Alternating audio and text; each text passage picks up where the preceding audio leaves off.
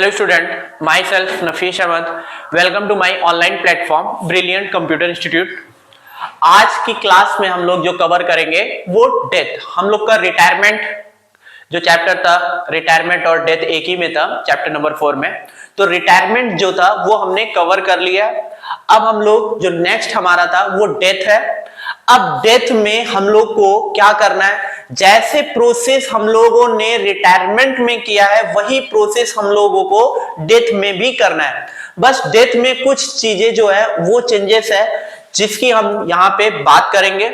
अब डेथ में जो पार्टनर्स, जो जिस पार्टनर्स की डेथ होती है तो उसका जो प्रॉफिट होता है, तो जो प्रॉफिट है जनरल रिजर्व है जो उसका शेयर होता है, तो उसको दो बेसिस पे डिस्ट्रीब्यूट किया जाता है। एक होता है टाइम बेसिस, एक होता है टर्नओवर बेसिस। तो कैसे उसको हम लोग कैलकुलेट करते हैं, तो यहाँ पे आज की क्लास में हम उसी की बात करेंगे। फिर हम लोग एक क्वेश्चन के थ्रू समझेंगे। तो सबसे पहले हम लोग कॉन्सेप्ट समझते हैं। तो कॉन्सेप्ट मैंने बताया कि डेथ में भी वही कॉन्सेप्ट रहेगा जो हम लोगों ने रिटायरमेंट में कवर किया है। जो चीज चेंजेस होगा उसका हम स्पेशल यहाँ पे बात कर लेंगे। तो यहाँ पे एक चीज ये है, कैलकुलेशन ऑफ प्रॉफिट। प्रॉफिट कैसे कैलकुलेट करते हैं जब पार्टनर्स का डेथ हो जाता है। तो if the death of a partners occurs on any day during the year, the executors of the deceased partner will also be entitled to share of profit earned by the firm from the beginning of the year till the date of death। मतलब यहां पे जो profit calculate करना है जिस partners की death हुई है, तो कैसे कैलकुलेट करना है। जैसे 1 अप्रैल से हमारा बिजनेस स्टार्ट होता है। 1 अप्रैल 2018 से हमारा बिजनेस स्टार्ट होता है और 31 मार्च, मान लीजिए 31 मार्च 2019 में हमारा बुक्स ऑफ अकाउंट क्लोज होता है। अब यहां पे 3 पार्टनर्स थे, ए, बी और सी। 3 पार्टनर्स थे। अब सी की यहां पे डेथ हो गई। अब सी की डेथ कब हुई? सी की डेथ हुई है 1 अक्टूबर को। 1 अक्टूबर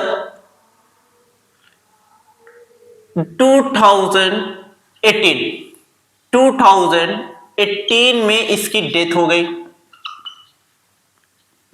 अब यहां पे जो सी था वो 1 अक्टूबर 2018 में उसकी डेथ हो गई। तो इसका 1 अप्रैल से 1 अक्टूबर 2018 तक, जब तक ये फर्म में था, मतलब कब तक था, 1 अक्टूबर को उसकी डेथ हो गई तो ये सितंबर तक था। तो सितंबर लास्ट, तो अप्रैल मई जून जुलाई अगस्त सितंबर, तो 6 मंथ का जो भी इसका प्रॉफिट हुआ होगा वो 6 मंथ का कैलकुलेट किया जाएगा। 6 मंथ का कितना हुआ, तो यहां पे इसको कैलकुलेट करने के लिए आपके पास 2 मेथड है, एक है टाइम बेसिस और एक है टर्नओवर बेसिस। तो जो पार्टनर्स, जिस पार्टनर्स की डेथ हो रही है, जिस पार्टनर्स की डेथ हो जाती है, उसका हम लोग प्रॉफिट कैलकुलेट करते हैं। और कैलकुलेट करने का 2 method, time basis, turnover basis. तो यहां पे हम लोग उसी को सीखेंगे। तो आपको समझ में आ गया कैलकुलेशन ऑफ प्रॉफिट क्यों कैलकुलेट होता है, कि जब कोई पार्टनर्स का डेथ हो जाता है तो जो भी, जहां से स्टार्ट हुआ था फिर उसका डेथ हुआ अक्टूबर में, तो अप्रैल से सितंबर तक उसका जो भी प्रॉफिट, जनरल रिजर्व, गुडविल, जो भी उसका शेयर रहा होगा वो सब हम लोगों को कैलकुलेट करना है। तो कैलकुलेट 2 तरीके से करेंगे, टाइम और टर्नओवर बेसिस पे। अब केस नंबर 1 में क्या लिखा हुआ है, if there is no change in PSR of the remaining partner. जैसे मैंने यहां बात किया कि 3 पार्टनर्स हैं, ए, बी, सी, इन लोगों का रेशियो जो है वो 3:1 है। अब यहां पे सी की डेथ हो गई। अब यहां पे सी की डेथ हो गई और सी के डेथ होने के बाद ए और बी जो है वो अपना प्रॉफिट शेयरिंग रेशियो नहीं चेंज करना चाह रहे। ये क्या है, if there is no change in PSR.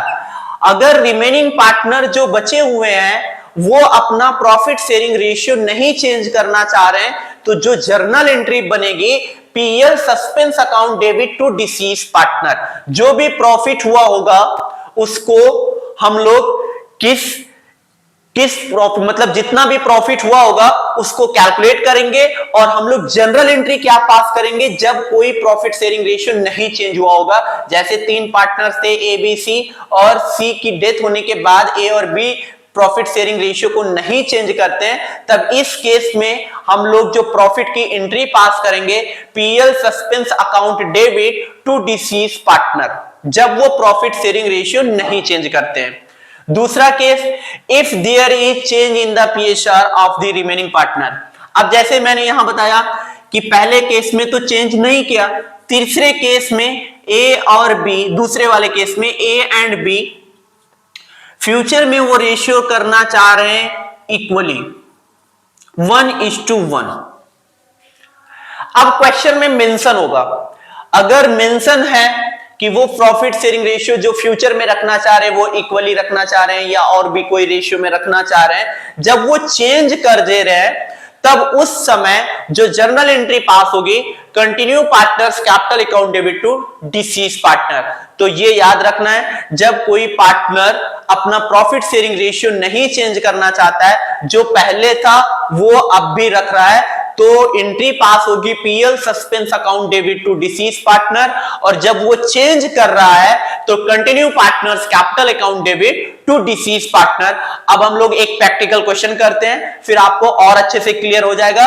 ठीक है, तो पहले इसको हम क्वेश्चन को नोट करते हैं, फिर समझ में आ जाएगा।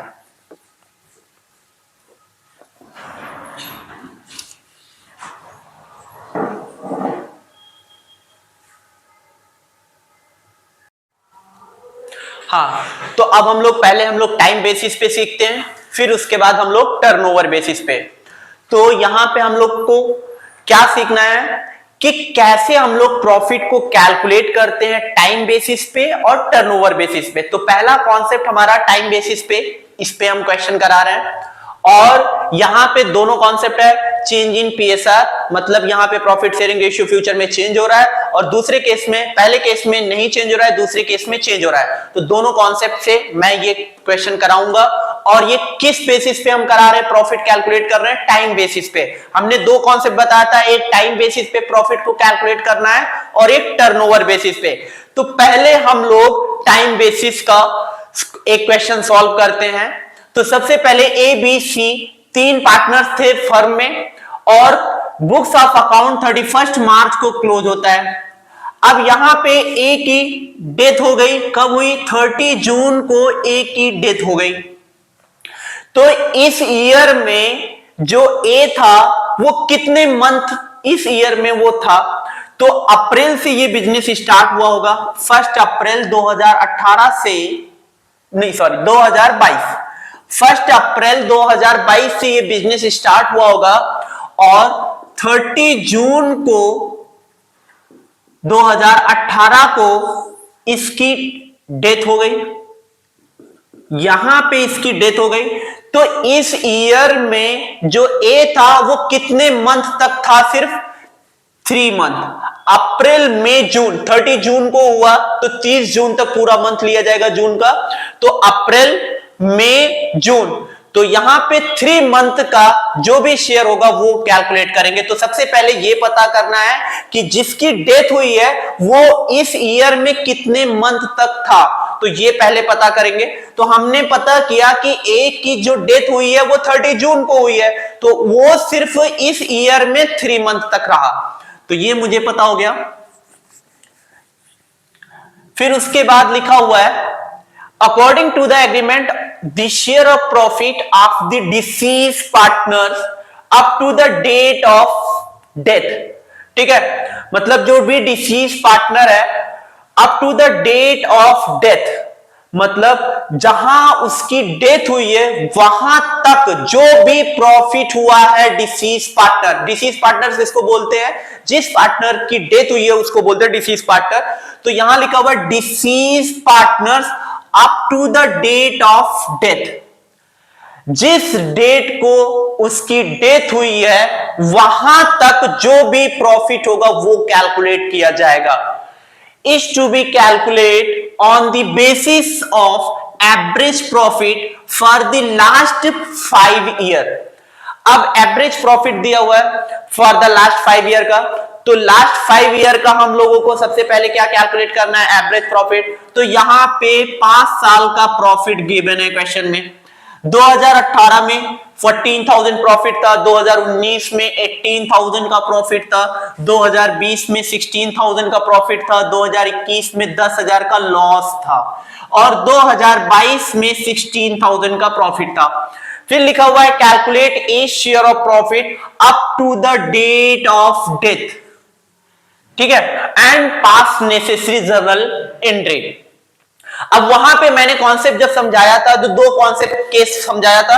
एक केस में मैंने समझाया था there is no change in PSR, मतलब जब प्रॉफिट शेयरिंग रेशियो नहीं चेंज हो रहा है फ्यूचर में तब हम लोग क्या एंट्री पास करते थे। फिर मैंने एक केस ये भी बताया था जहां पे चेंज हो जाता है तब उस केस में हम लोग प्रॉफिट शेयरिंग रेशियो अगर चेंज हो जाता है तब क्या जर्नल एंट्री पास करते हैं। तो ये मैं जो दो केसेस कराया हूं और दो केसेस का मैंने जो कॉन्सेप्ट समझाया है उसी केसेस से हम लोग यहां पे क्वेश्चन को सॉल्व करेंगे। तो कॉन्सेप्ट आप लोगों को अच्छे से समझ में आ गया होगा।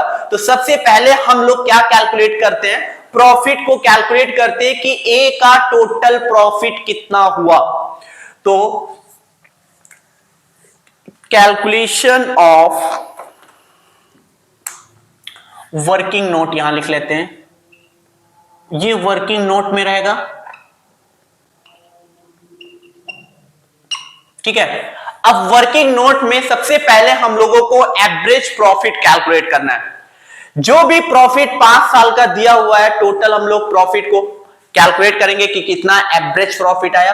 तो यहां पे एवरेज प्रॉफिट कैलकुलेट करने के लिए एवरेज प्रॉफिट, तो 2018 में 14,000 था प्रॉफिट, 2019 में 2018 में 14,000 प्रॉफिट था, 2019 में 18,000 प्रॉफिट था, 18,000 का प्रॉफिट था, 2020 में 16,000 का प्रॉफिट था और 2021 में 10,000 लॉस था।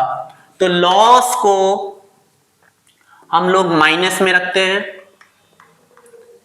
फिर 2022 को 16,000 का प्रॉफिट था, ठीक है। तो 1 2 3 4 5 टोटल 5 है। अब इसको हम लोग क्या करेंगे, इन सबको सम करेंगे।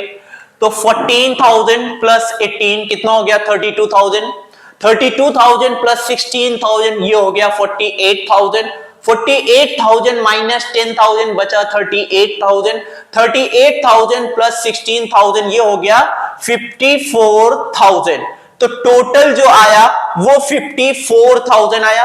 तो हम पहले यहां पे 54,000 मैंने रख लिया डिवाइडेड बाई 5, इसको मैंने लेस किया है, याद रखना। 14 प्लस 18 कितना हो गया 32, 32 प्लस 16 कितना हो गया 48,000, 48,000 में 10,000 मैंने लेस किया तो बचा कितना 38,000, 38,000 प्लस 16,000 कितना हो गया 54,000। अब 54,000 डिवाइडेड बाई 5 इसको हम लोग कट कर लेते हैं यहां पे, 5 पंजा 5, फिर 5 8 जा 40।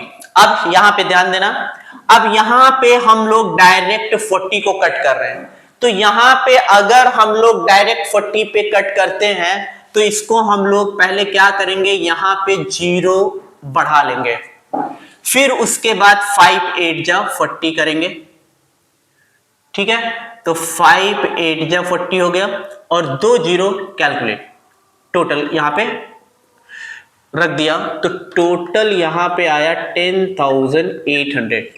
तो एवरेज प्रॉफिट जो निकल कर आया फर्म का वो 10,800। अब यहां पे हमको ये देखना है कि ए की जो डेथ हुई है 30 जून 2022 को, इस ईयर में कितने मंथ। तो ये जो बिजनेस स्टार्ट हुआ होगा वो स्टार्ट हुआ होगा 1 अप्रैल 2022 टू 1 अप्रैल 2022 को स्टार्ट हुआ होगा और इसका क्लोजिंग कब जाएगा 31 मार्च 2023 को, ठीक है। लेकिन इसकी जो डेट हो गई वो 30 जून को हो गई, तो अप्रैल से 30 जून तक ये सिर्फ रहा ए की जो डेथ हुई है वो जो रहा है 30 जून 2022 तक इस फर्म में रहा है सिर्फ। तो कितने मंथ रहा, सिर्फ 3 मंथ। तो हमको जो प्रॉफिट इसका कैलकुलेट करेंगे वो 3 मंथ का प्रॉफिट यहां पे कैलकुलेट किया जाएगा। अब 3 मंथ का प्रॉफिट कैसे आएगा और उसका शेयर कितना है ये भी देखेंगे। तो 10,800 ये टोटल सब लोगों का प्रॉफिट है। अब 10,800 में ये जितने मंथ रहा उतने मंथ का प्रॉफिट कैलकुलेट किया जाएगा। फिर वो कितने शेयर के लिए बिजनेस में एंट्री मारी थी वो चेक करेंगे। यहां पे प्रॉफिट शेयरिंग रेशियो तो क्वेश्चन में मेंशन नहीं है, देख लेना एक बार। लिखा हुआ है कि ए बी सी 3 पार्टनर है और इनका जो प्रॉफिट शेयरिंग रेशियो है वो यहां पे कितना है, कुछ नहीं गिवन है। जब प्रॉफिट शेयरिंग रेशियो कुछ नहीं गिवन है तो आप लोग को ये अज्यूम करना है कि यहां पे जो रेशियो होगा प्रॉफिट शेयरिंग रेशियो वो इक्वल होगा। जब क्वेश्चन में मेंशन नहीं होता है तो प्रॉफिट शेयरिंग रेशियो इक्वली, तो एबीसी का कोई प्रॉफिट शेयरिंग रेशियो नहीं दिया है, तो 3 मंथ का जितने मंथ रहा और उसका शेयर ऑफ प्रॉफिट 1/3। तो सबसे पहले कैसे कैलकुलेट करेंगे, ए का 10,800 प्रॉफिट हुआ और टाइम बेसिस है। अब यहां पे टाइम बेसिस को कैसे, किसको टाइम बेसिस बोलते हैं, टाइम बेसिस इसी को बोलते हैं कि अप्रैल से जून, यही टाइम बेसिस है। तो इसको हम लोग जो इस क्वेश्चन को हम सॉल्व कर रहे हैं ये टाइम बेसिस पे सॉल्व कर रहे हैं। टाइम बेसिस में मतलब अप्रैल से जून, अप्रैल से जुलाई, अप्रैल से अगस्त, तो यहां तक जो हम लोग टाइम में लेते हैं इसी को बोलते हैं टाइम बेसिस। तो 10,800 ये एवरेज प्रॉफिट है। अब यहां पे वो कितने मंथ तक रहा, जितने मंथ तक ए रहा उतने मंथ को इसको प्रॉफिट मिलेगा। तो 3 मंथ तक ये बिजनेस में रहा तो 3 मंथ का प्रॉफिट दिया जाएगा और इसके साथ उसका शेयर कितना था, यहां पे तो शेयर मेंशन है नहीं प्रॉफिट शेयरिंग रेशियो, तो इन लोगों का जो प्रॉफिट शेयरिंग रेशियो होगा वो इक्वली होगा 1/3 1/3 1/3। अब इसको हम लोग कैलकुलेट कर लेते हैं। 3 कैंसिल, 12 1 जा और 12 9 जा 108, 2 जीरो ऊपर मैंने कॉपी कर लिया। तो यहां पे जो ए का शेयर ऑफ प्रॉफिट निकला वो कितना निकला 900। ये ए का शेयर ऑफ प्रॉफिट है, ए शेयर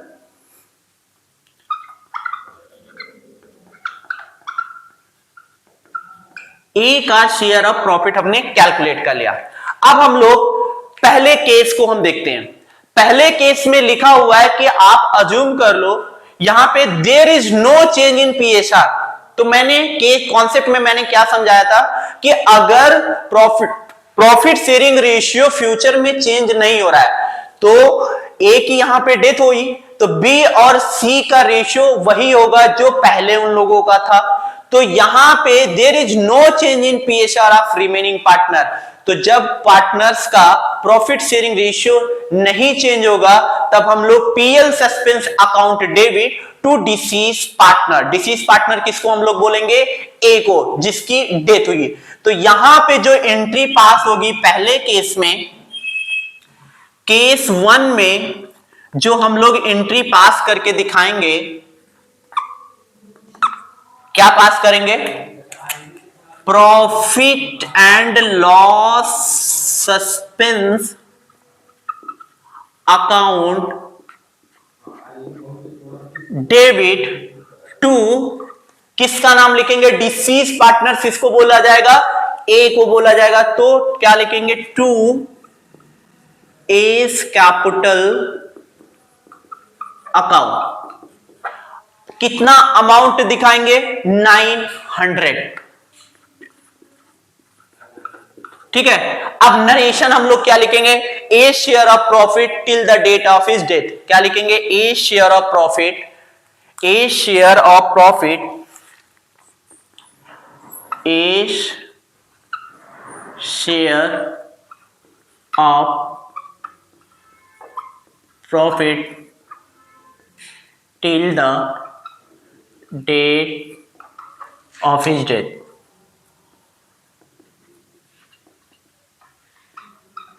ठीक है। अब केस नंबर 2 पे आते हैं। तो केस नंबर 2 में मैंने क्या बताया, केस नंबर 2 में लिखा हुआ है there is change in PSR of the remaining partner, और उनका जो फ्यूचर में रेशियो होगा वो 3:2।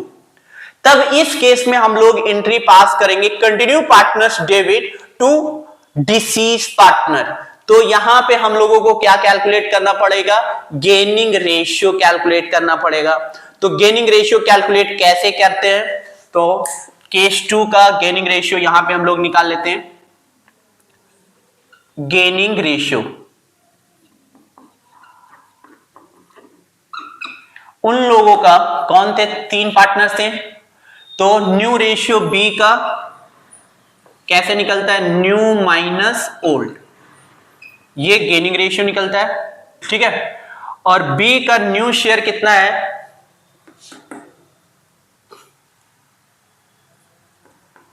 3/5, और सी का है 2/5। ये न्यू रेशियो हो गया बी और सी का।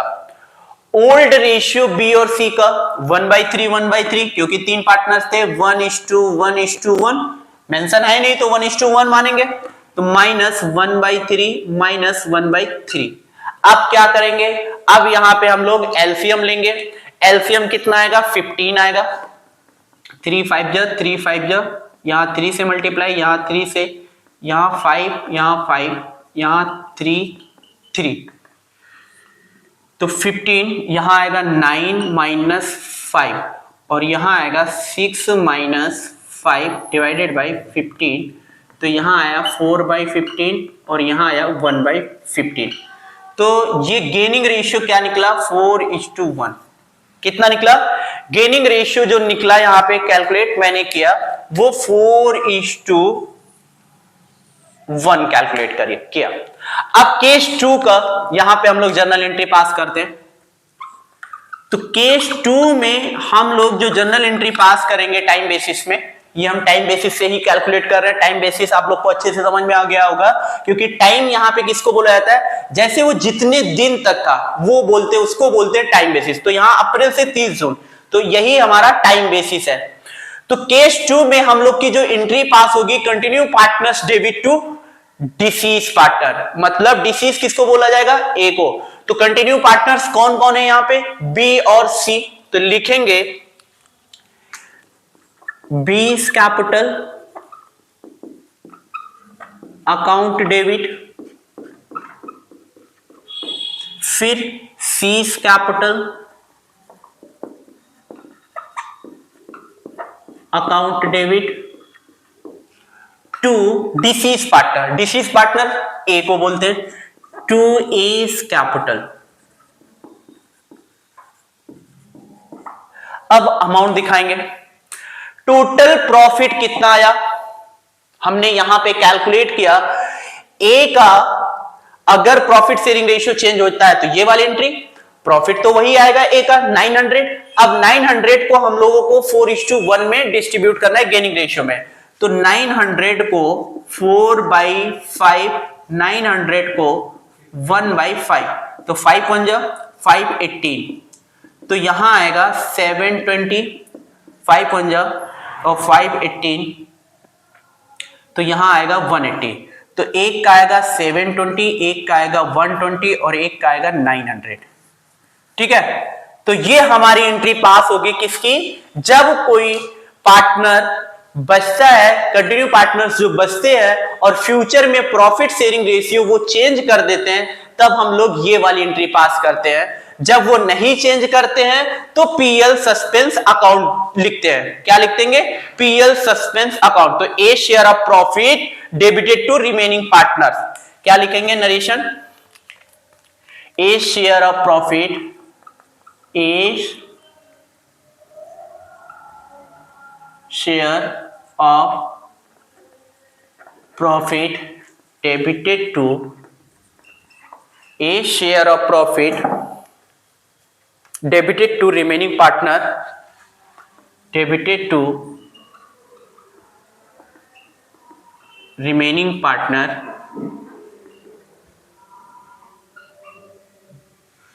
इन किस रेशियो में, गेनिंग रेशियो।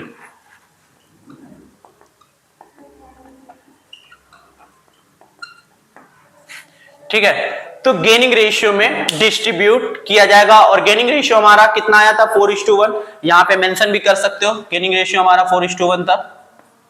तो हमने टाइम बेसिस पे दोनों केसेस से, मैंने पहला केस जिसमें प्रॉफिट शेयरिंग रेशियो नहीं चेंज होता है, दूसरा केस अगर वो फ्यूचर में प्रॉफिट शेयरिंग रेशियो चेंज कर देते हैं तब क्या एंट्री पास होगी। तो टाइम बेसिस में हम लोग को इसी तरीके से कैलकुलेट करना होता है। जिस पार्टनर्स की डेथ हो जाती है फर्म में तो हम लोग प्रॉफिट को ऐसे कैलकुलेट करते हैं, ये टाइम बेसिस है। तो याद रखना है, सबसे पहले हम लोग को क्या देखना है कि जिस पार्टनर्स की डेथ हुई है वो उस ईयर में कितने मंथ तक रहा फर्म में, ये चेक करेंगे। तो यहां मैंने कैलकुलेट किया अप्रैल से 30 जून तक था, मतलब 3 मंथ तक था। और जिस पार्टनर की डेथ हुई है उसका शेयर ऑफ प्रॉफिट कितना था, ये भी चेक करेंगे। तो शेयर ऑफ प्रॉफिट उसका इतना था। फिर हम लोग चेक करेंगे कि उसका प्रॉफिट कितना है।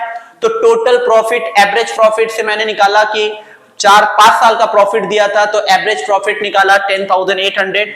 फिर 10,800 में उसका शेयर ऑफ प्रॉफिट 3 मंथ और उसका शेयर कितना था 1/3, तो 900 ये ए का शेयर ऑफ प्रॉफिट निकला। तो केस 1 में there is no change in PSR था, तो PL suspense account debit to deceased s capital account 900 पूरा का पूरा ट्रांसफर कर देंगे। दूसरे केस में डिमांड किया था there is change in PSR, future ratio उन लोग का 3:2 था। तो हम लोग को सबसे पहले क्या कैलकुलेट करना है, गेनिंग रेशियो। और गेनिंग रेशियो हम लोग कैसे निकालेंगे, न्यू माइनस ओल्ड। तो गेनिंग रेशियो मैंने कितना निकाला 4:1। तो continue partners debit to deceased partners. तो इस तरीके से हम लोग कैलकुलेट करते हैं टाइम बेसिस पे। तो नेक्स्ट क्लास में हम लोग क्या सीखेंगे, टर्नओवर बेसिस पे। तो वीडियो को अगर आप लोगों को अच्छी लगे तो लाइक करो, चैनल को सब्सक्राइब करो और शेयर करते रहो। Thank you so much.